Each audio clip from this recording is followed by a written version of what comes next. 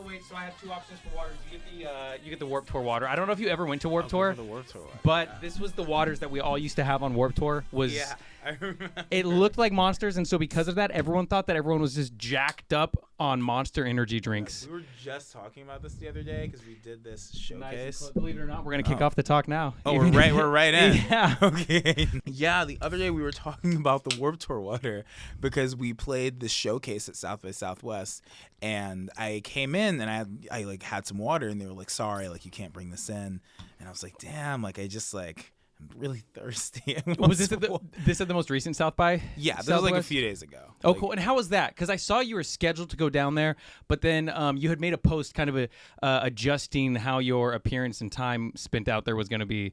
Yeah. So, I mean, it actually ended up kind of working out. I mean, really, like, I think a lot of other artists kind of, like, realized, like, how much involvement there was with South by and like the U.S. military and like defense contractors, and it was, it was just this whole thing where I'm like, this doesn't align with like anything that I'm about or anything that like, especially my music specifically, it just didn't and feel props right. to you for staying true to your beliefs with that, because what a nightmare and horrific shit show it is that's going on. Yeah, of course. And I mean, also just being like, we're on our way down there, you know what I mean? And like, they're literally like funding genocide, and like, what are we gonna do? And we had this one official showcase with Smart Punk, and they ended up sort of adjusting their involvement with South by Southwest, which I think ended up working pretty well. We were like, okay, like let's still play it and do the thing. But we showed up, and I didn't have my water. And so I asked, and they just have a giant case of Warped Tour water. And I'm like, I didn't know that like you could still get this. Oh, it's new. It's new to the market. I guess I kind of thought like, yeah, like the Warped Tour, like Monster water, like they were doing that. And it never occurred to me that like Warped Tour was living on in water. I think that I believe, as I have them right next to each other, I think Liquid Death inspired them to make that more marketable and mass sold, because you didn't used to be able to buy these at the store. Like it was kind of a luxury. You can buy this at the store. Yes, and it used to be like a luxury that was on Warped Tour. It was like cool that you had the Warped Tour waters. Now anyone can get it, and I think it's because this little guy, Liquid Death, popped up and just proved that the metal canned water industry could thrive if handled the right way. I guess so. So welcome back, Warped Tour water. I'm not a huge canned water guy, but did you ever go to Warped Tour? I only ever went to the second to last Warped Tour. Oh, but that's good. You got to experience Warped Tour. Oh, sick. What location? So you're from the Brooklyn area? Yeah, well, I'm from the Bronx originally. So I had to like beg my parents to drive me out to Long Island and like spend the day there, and like begged one of my friends to go with me because they wouldn't let me go alone. Which venue is that? Is that St. John's or Jones Beach? Jones Beach is what it was. Oh, I love that venue. Oh, because it's like the amphitheater out at the water. Yeah, is a bunch of it. I remember that one well. We used to have cool barbecues every year after Warped Tour there. That's rad. So I'm glad you went out that year. Some of the bands that you grew up listening to, that's what I love, because your music is all over the place in the best way. I think the way I saw you say it was you used the word maximalist as opposed to minimalist. And I didn't really know the word before maximalist. I felt like I haven't thought of it, but it makes sense because you have so many different elements and sounds. You went to Warped Tour. I know that the stuff like Paramore was a big influence on you. Panic at the Disco. My Chemical Romance, who was the first band I ever saw in concert, and one of my favorite bands. They were opening up for The Used just when. What year was that? 2004. Damn. And it was just as 3 Cheers came out, so they were opening up. They were on the up. That's crazy. I was in kindergarten. That's disgusting. How old are you? Because I'm 32 now, and so it just makes time flies by. But we liked a lot of the same bands. I know that also it goes to stuff like Queen, Freddie Mercury. Oh my God, yeah. Which in your audio only version of what song is it that you released the audio version of? You drew the music video to it. Debt Collector. Debt Collector, yeah. On Debt Collector, you can really hear the Queen. On that with like the harmonies. But talking about your music, how did it all get started for you? Kid from the Bronx, ended up doing emo music, classic music. Where did it all kick off for you? Yeah, I mean, hard to say. I will say as a kid, I wasn't really into music. I think I wasn't able to make sense of it. You know what I mean? Like I'd hear like songs on the radio, or like like you sing like nursery rhymes and stuff in school, and I'd just be like, this doesn't like I don't know what any of this is. I feel like I couldn't even like tell the pieces of the music apart, which is funny because All the now layers, there's all like the- so much happening in my music.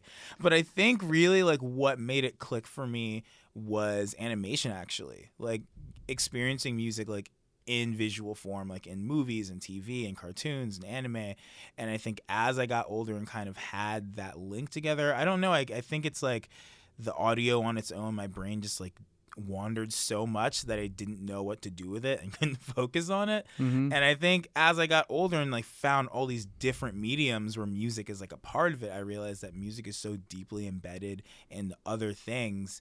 And that's how like I developed a relationship with music. And it took me a lot longer to start making music, you know.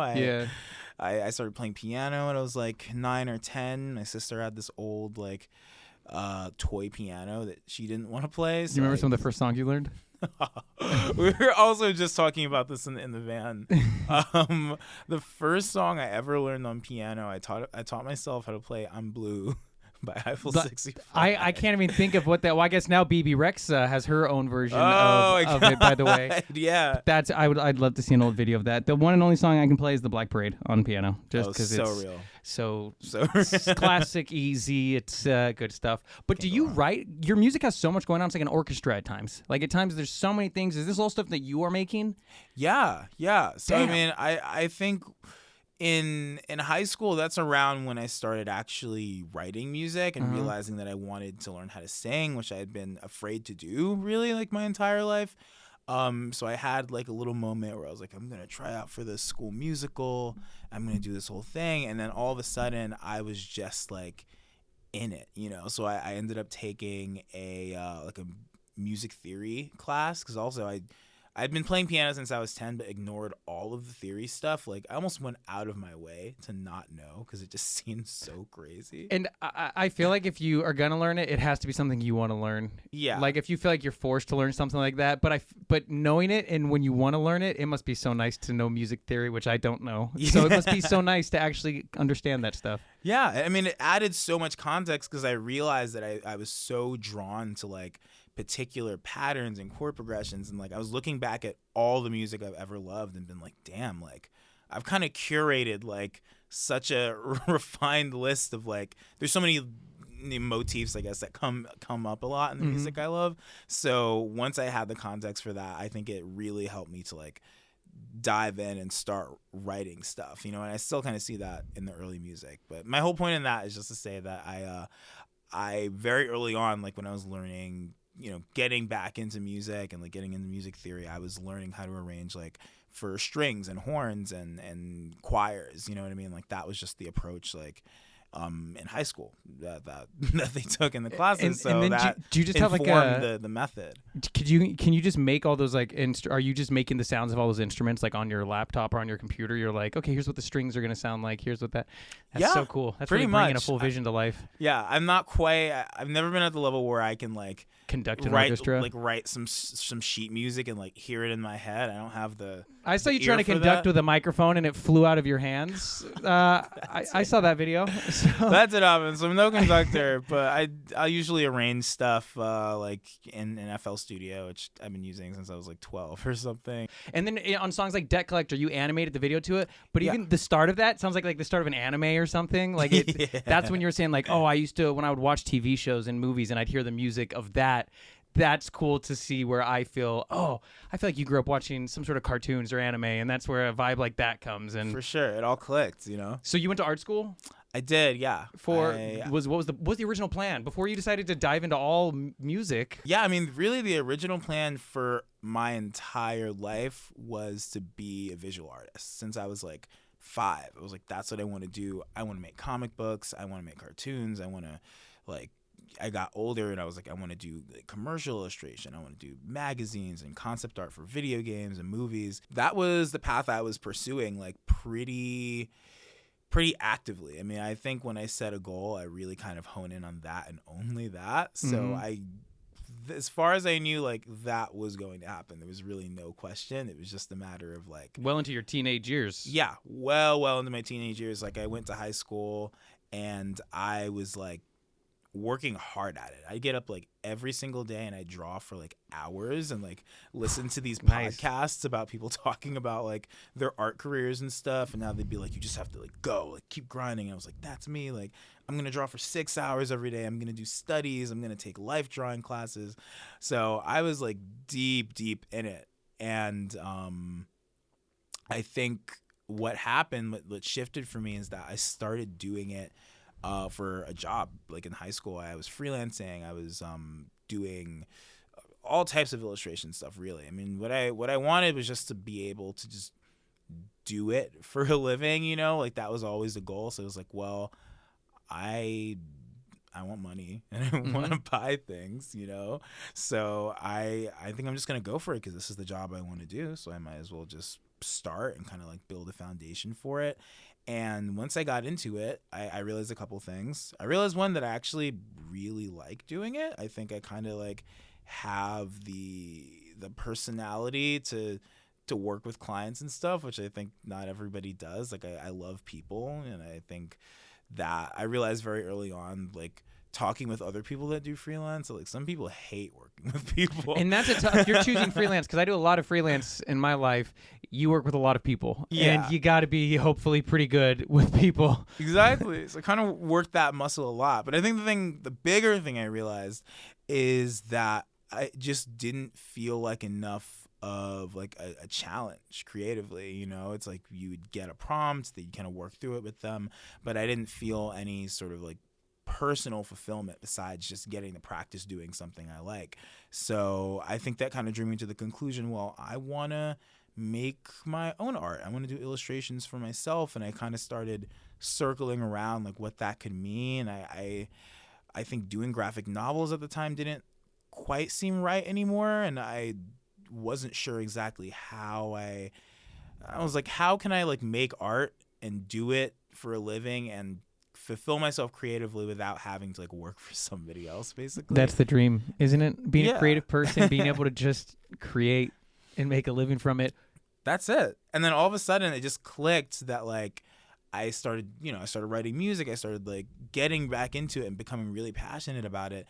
And all of a sudden it was like, oh wait, like this could be the home for everything I want to do. This could be like the catalyst for me doing video and animation, everything creative, everything creative that I love to do. This is what it's all packaged up. This is it. This is it. I realized that like I only got into music because I could experience it other ways. I could experience it beyond just like the track. That there's a visual side to it. There can be an animated side to it. Yeah, there's an in-person experience. There's an in-person when it's live. I started dreaming of the live show. You know, you can go. People do all kinds of like crazy events and pop-ups, and I got obsessed with this idea of like building this world around the music. And once I like, I don't know, caught the bug for music that. Is such a good starting point to then build an entire world from. It really is. It's so cool. I was in.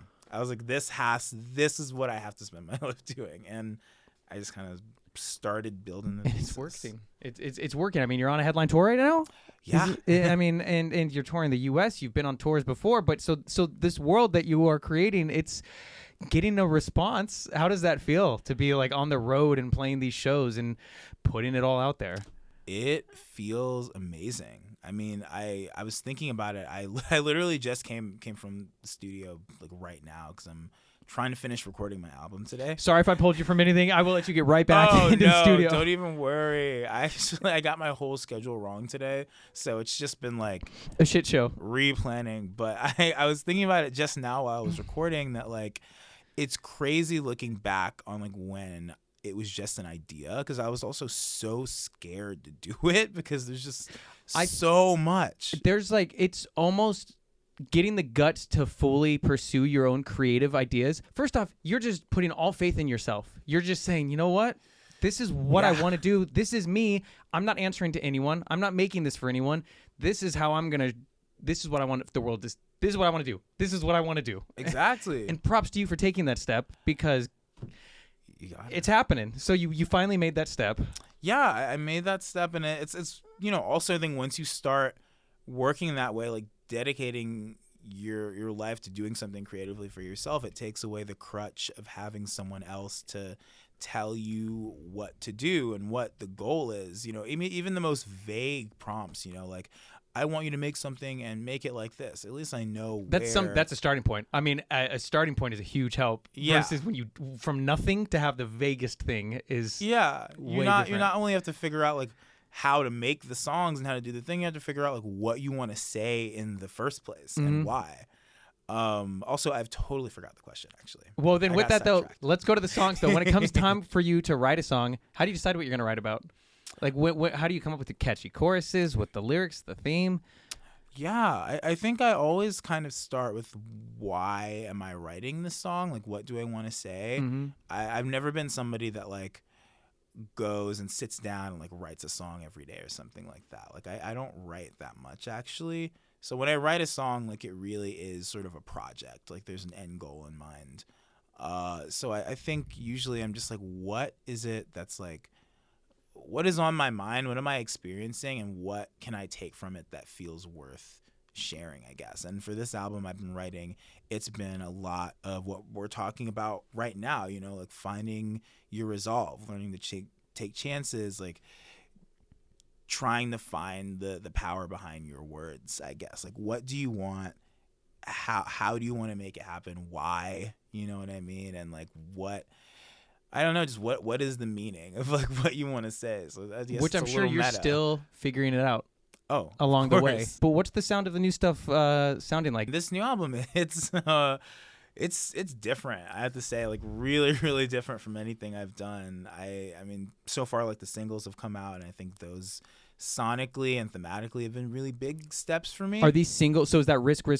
Yeah. So it's Risk, Eat Your Friends, and Pen Eye. And Pen Eye. Are those all singles from what's going to be a larger full album release that you're talking about wrapping up right now? Yeah. Oh, sick. And that's cool. That's cool. I love it. Yeah. So, I mean, Risk, I think, felt like the right track to bring things in with because it was, I think it felt bold. It felt like it kind of, I don't know. I think the music has taken on this new attitude. I think I've built like a lot of confidence and learned to be a lot more vulnerable, I guess, which has been, hard, but it's been good. And I feel like it's kind of unlocked something with these songs.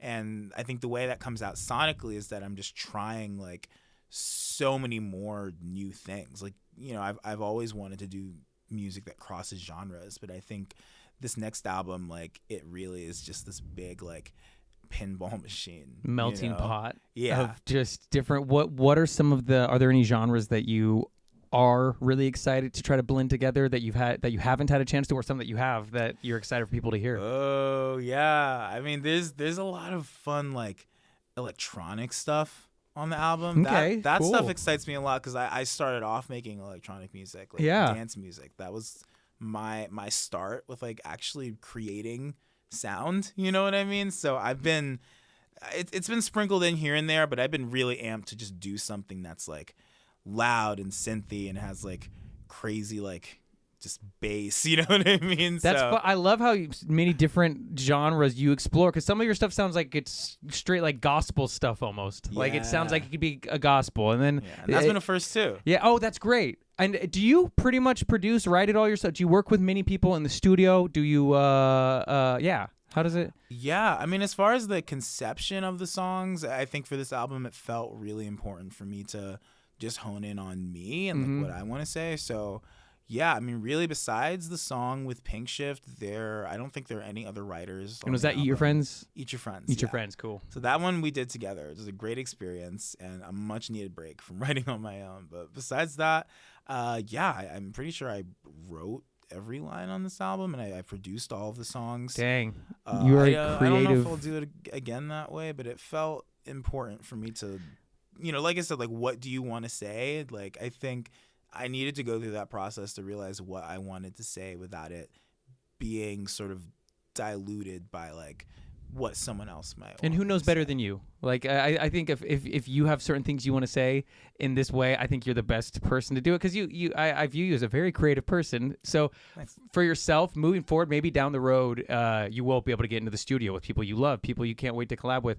But having a full-on release first that's just you, I think that's going to be really cool. Yeah, that's what I want to do. I mean, it's exhausting, honestly. It's draining. But I think, I wanted to set that as a foundation going forward, because I've always felt like the best way for me to interact with somebody else doing their job and like their involvement in the project is for me to have like a real perspective on it and know where I'm coming at, you know, like going in and being like, I mixed my first album, for example. I'm not very good at mixing, but But props to you for doing that. And people will respect that. I'll tell you what, people will respect that in the studio. Yeah. So it's like, you can hear it. You can hear that I don't know what I'm doing, but I think it was important to do that so that I knew what I wanted, you know? So it's like, now I'm working with this amazing mix engineer. His name is William Garrett.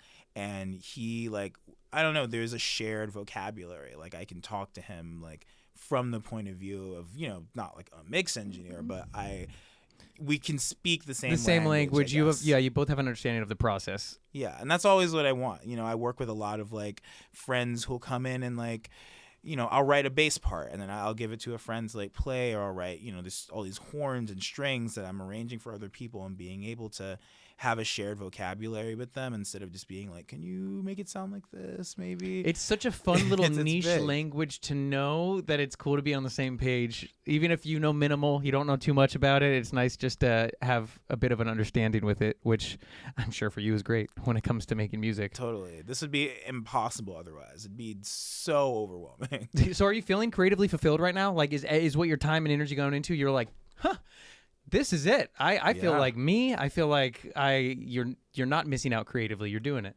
Yeah, I mean, I feel very free. You know what I mean? Just like whatever I want to do kind of goes. You know what I mean? I don't really have to answer to anybody creatively, which is really nice. Who are some dream collabs if you could get into the studio with someone? Dream collabs. I mean, honestly, my forever like bucket list collab would be with Skrillex. I think that's like, I think about it all the time. It's like, what do I have to do to eventually end up in a room with Skrillex and just make something? Sonny Moore. He is one of my favorite musicians of all time. Even today on the way to the office the last few days, I've been in a Justin Bieber mood, so I've just been listening to Purpose on the way. Oh my God, because amazing. He has a couple songs on Purpose that he did. But he's one of my dream interviews. Sonny is, because from First to Last, his previous band that he did before he was Skrillex, they're one of my favorite bands of all time. They are one of the most defining bands for me. So to watch him go off and become Skrillex was insane. And because you've got a electronic side to your resume as well. All right, we're gonna put feelers out there. Skrillex, Jhariah. Is it, by the way, Jhariah? Am I pronouncing it correctly? Yeah, you got it. What's the name come from? Where's the origin of your name? You know, I'm not really sure, actually. Okay. It's just the name my parents gave me. It's a cool name. And you know what? Then perfect. You are the start of the story of that name. So that's all that matters. I think that's kind of the way my dad explained it. I mean, I think he just kind of they liked the way it sounded, and they sort of just were like, well, let's like kind of make up a spelling for it so that like it's unique, I guess. And one of a kind. So I've kind of thought of it as like, okay, well, I get to sort of define the name now. And it's one of those opportunities where you can be defined by one name. True. You know, you can be a first name guy. You can be a first namer. And I don't think that's a bad thing at all. When are you hoping to put out the new album that you are going to be wrapping up this year? Yeah, this year, this season, honestly. Season of this year. It's soon. I have a deadline. Okay, and so I feel like you're probably itching to get it out. Yeah, okay, then you need to get out of here and go work on your album. But the tour's been going well for you, it seems like. It's been great. Good. And the live show you have Tay, I saw on bass with you. Yeah. AKA the witchy bassist. I did not realize that they were going to be touring with you. And how did that happen? How do you guys know each other? Do you know the Honey Revenge crew? Oh my gosh, yeah. I mean, they're awesome. Tay is awesome. Honey Revenge is sick. I mean, they're really great. I remember playing with Honey Revenge like on my first headline tour. We did a show together in San Diego, which was crazy. I think they played as like a 2-piece, but we've just kind of like been Twitter friends for a while, you know what I mean? Like we've just known each other, and we've run into each other in all kinds of different places and kind of kept tabs. Like one time I came to LA and I was staying somewhere like with another band and realized we were like a block away from Devin's apartment. So we nice. Like, hey, like what's happening? And then on this most recent tour, I I lost my train of thought. No, Honey Revenge, Tay's bassing for you. Yeah, on this most recent tour, our usual bassist like wasn't able to make it for this run, and I was like, okay, like I gotta find somebody. I had somebody else in mind who also wasn't able to make it, and I was like, damn, I'm out of bassists. I don't know anybody else. And then I just like on a limb, I was just like, hey, like, Tay, would you want to hop on this tour for like a few shows, maybe? Just like, I don't know what to do. I'm trying to figure this thing out. And they're like, I mean, honestly, I'm totally free after this Honey Revenge tour, which they just finished that tour. I think that was a tour with Meet Me at the Altar. Yeah, it was. And literally like a week later, Tay was like at my apartment, like with the band. That's what confused me when I saw the pictures on stage and I saw Tay. And I didn't know if you went out to like a Honey Revenge show or something. And I was like, oh, Tay's in all of these pictures. That's so crazy. That's Tazy. You like that? That's not good, right? Okay, we'll leave it at that one. No, you should keep that. We'll keep that one in. I think that's good. After this tour wraps, though, what are you getting up to? Other shows, other tours in 2024? Yeah. We have a couple, got a couple like little one-off shows and stuff planned after this tour. I'm gonna be deep in just like living in this album. Like once it's out, I'm not trying to write another album for a minute. So so people are gonna hear about it for like a while. Will you be doing some accompanying visuals? Are you gonna be drawing up any stuff for it? Oh, and songs like Risk and when there's hand drawn stuff at the beginning of videos, is that you that does that, or do you? Oh, did you do the Risk one? Yeah, that looked so clean. I was showing it to Tommy, my coworker upstairs, and we were just like, "That looks so good." What did you an iPad? You on Procreate? What are you using? Yeah, I mean, I do a lot of it in I do a lot of the animation in TV Paint. Do a lot of the art in Photoshop. Actually, just like I'm a big Photoshop boy. Just have my little like my Cintiq at home. It's like my little spaceship in my studio, and that just like it all looks great. I'm glad to. I love seeing that you get to incorporate all your creative sides, it seems like, for these, because you're also having a hand in directing the music videos. Yeah, that's also been great. I love directing music videos. Dude, it's exhausting, but I it love makes me filmmaking. So happy. It's so, and that's being able to do a music video to a song you wrote. I mean, that just brings it to life to a whole other level. That's exciting. Yeah, because I'm in there writing and I'm just like, oh, imagine, like I'm like seeing it as I'm writing the song and arranging it. So it's really cool being able to like make it and see it. You know? I loved the artwork as well, at least the thumbnail of which one was it? Maybe it was Pin Eye, I'm guessing. Was that where the thumbnail is like a picture of like is it you on fire? Yeah. Kind of. I didn't realize that was like a painting or done on like a hand thing, because I'd only seen the small thumbnails and I enlarged it and I was like, that looks fantastic. Did you do that as well? That was more of like what's the word I would use? I guess more of like a photo bash almost, you know? So it's like they're like these painterly elements or these photo elements, which is something I like to do a lot. I love like combining like video with hand-drawn elements and stuff like that. So gosh, have you seen Who Framed Roger Rabbit? Oh my god, yeah, that's a movie worth watching the making of. Crazy it movie. Is insane when you realize how much they had to orchestrate the movement of different things on the set to then animate later. That's amazing. That was one of my like big inspirations, like in art school especially. I mean, I feel like it's one of those things. It's like, I don't know, it's like the Bohemian Rhapsody of like animation. Like everybody talks about it, but like for a reason. And it's inspired a lot, you know, of the stylistic choices in my music videos. And coming up, I don't want to say when, but there is like an actual sort of like animated short film like music video for one of the songs that's coming up that I've been working on since it was my thesis in college, and I've never released it, and it's still in the works. So I've been working on it for like 3 years or something like that. No, it's gonna get to see the light of day. I've been working on that video since before the song was done. So, like, really? The version I submitted like for my final like presentation, it like at Pratt has like a demo of the song. But that's cool. What a full circle. It'll be a cool journey moment to look back when it's all done and released, to be like, back in school it was this way, blah blah blah, now it's this way. Okay, you love My Chemical Romance. Yeah. Favorite? Yeah. Do you have top 3 My Chemical Romance songs? Oh yeah, okay. Number 1, Mama. That is my song. I love it. This is hard. I have so many. Like, there's so many. I remember Mama's like the one, and then it just gets like, and then it's everything else crazy. together. I mean, I want to say This Is How I Disappear. Okay. That song just activates something.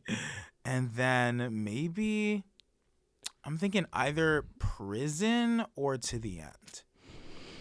So which album is your favorite? Black Parade? It's Black Parade. Yeah, it's my favorite album of all time by any band. Dang. Okay. I love it.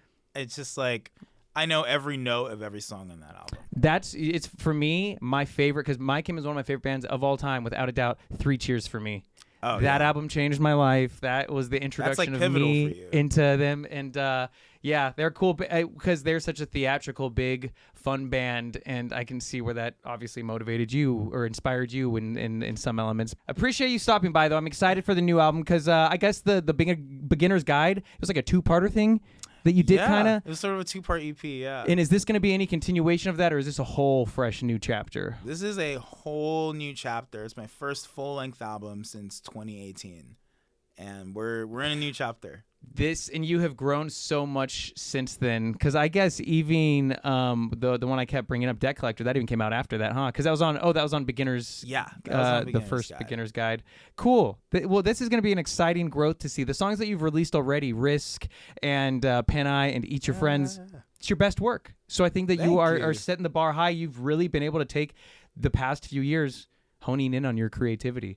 You'd be so stoked when you were younger to know, oh, I figured out a way to make this work. Oh my gosh, I can't even. I'd be losing it. Especially like today, we're playing like a sold out show at Moroccan Lounge. Yeah, Moroccan Lounge. I'd lose my mind. Such a good venue. I've seen so many bands that have gone on to do amazing things have like some of their earlier LA shows out here at the Moroccan Lounge. So nice.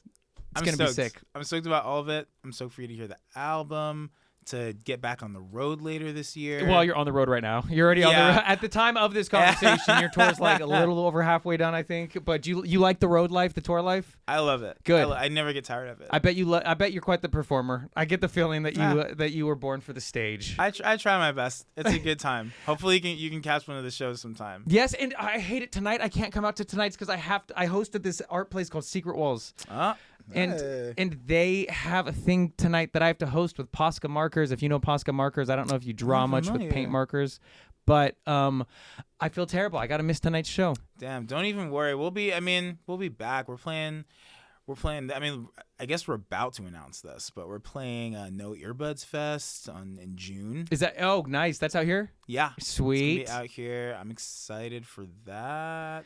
And I don't know. I always come back to LA. It's just a matter of time. And we roll in similar circles. If you know the Honey Revenge crew, if you got Tay in your band, it's like we're touring around, then we'll meet again. Yeah, we'll all hang out. But for now, kill it tonight. I can't wait to actually get out to a show eventually. So excited for the new music. And thanks for dropping in today. Yeah. Your music is such a vibe and such big different from everything else that I've always heard. So thank you. I love it, of course. Thanks for having me. This is so much fun. Yeah. Thanks for checking out the studio and the kind words. We had a blast putting this together. Of course.